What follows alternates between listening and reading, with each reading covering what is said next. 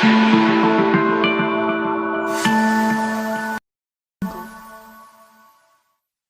बच्चों, आप सबका बहुत बहुत स्वागत है मेरे यूट्यूब चैनल में रमा मैम क्लासेस में। और मैं आपकी रमा मैम। आज मैं आपके लिए लेकर आई हूँ क्लास 10th से चैप्टर 14 की एक्सरसाइज 14.1 का क्वेश्चन नंबर 2।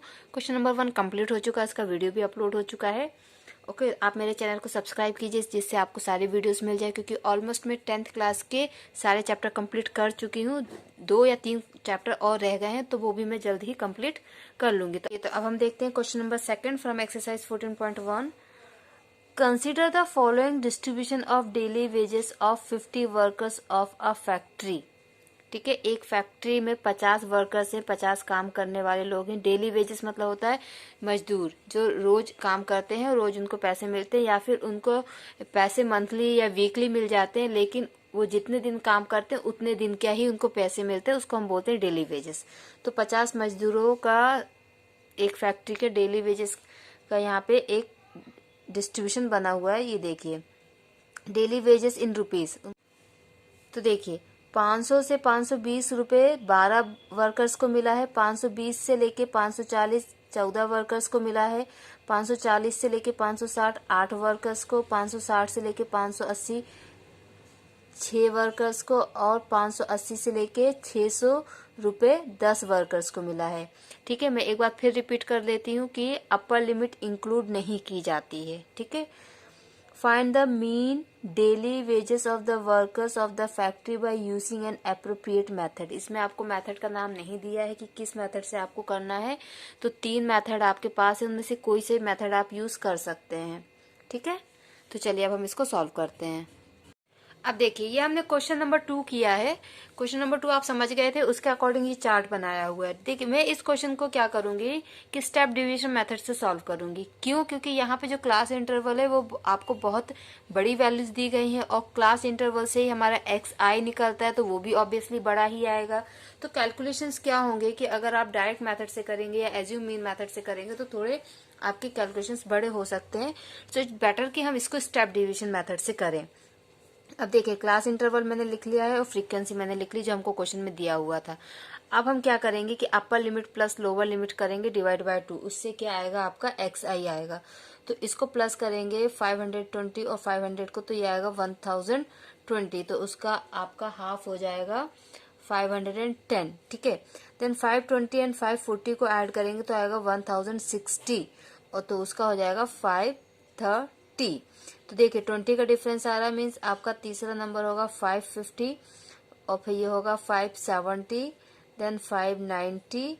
ठीक है, 590 तक ये आएगा। अब देखिए, यहाँ से हम क्या करेंगे कि XI निकालने के बाद हम क्या करते हैं, हम एज्यूम करते हैं।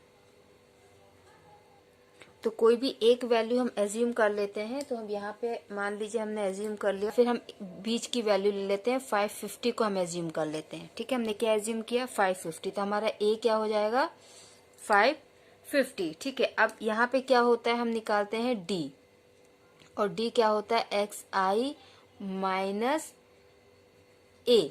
तो क्या होगा, 510 माइनस 550। ठीक है, तो ये आ जाएगा -40।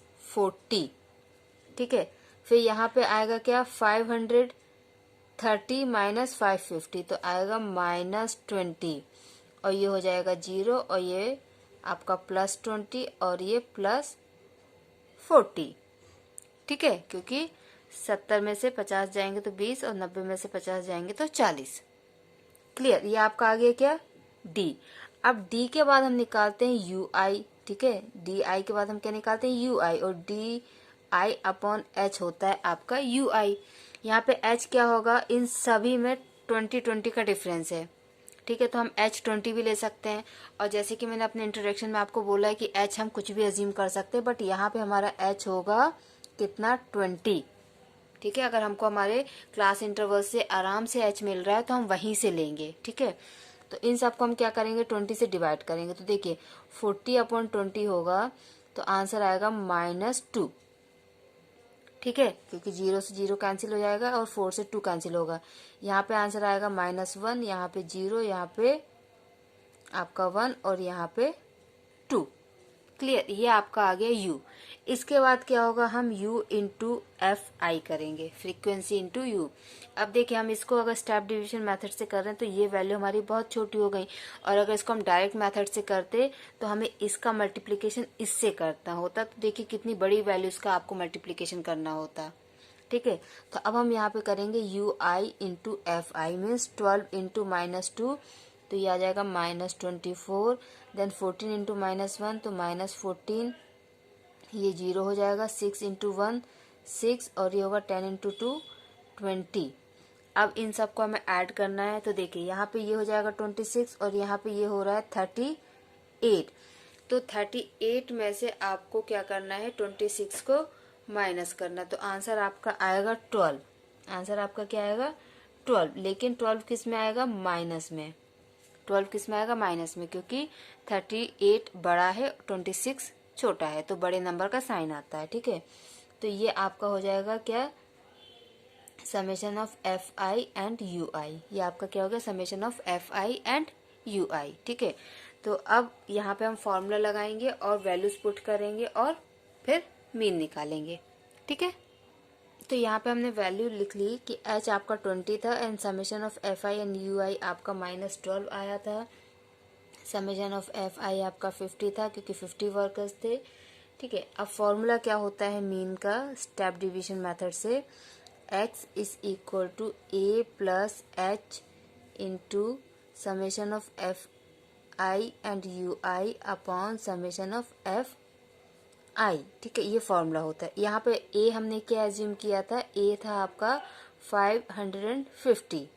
क्लियर, तो x is equal to mean कितना आएगा, 550 प्लस h हमने 20 लिया था, ये हमारा -12 आया था, और ये था 50, तो ये 0 से 0 कैंसिल। ठीक है, अब क्या हो जाएगा, x is equal to 550 plus 2 into -12 -24 upon 5। ठीक है, यहाँ पे अगर हम एलसीएम लें या फिर आप डायरेक्ट डिवाइड कर लें, 24 को 5 से डिवाइड करें तो क्या आंसर आएगा, प्लस माइनस माइनस, 5 4 जा 20 एंड 5 8 जा 40, 4.8।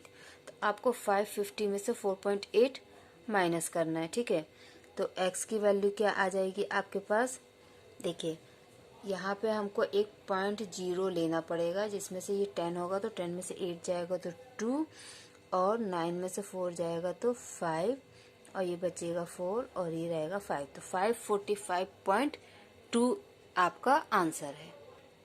ठीक है, तो ये आपका आंसर है। ठीक है, मीन इज इक्वल टू ₹545.20।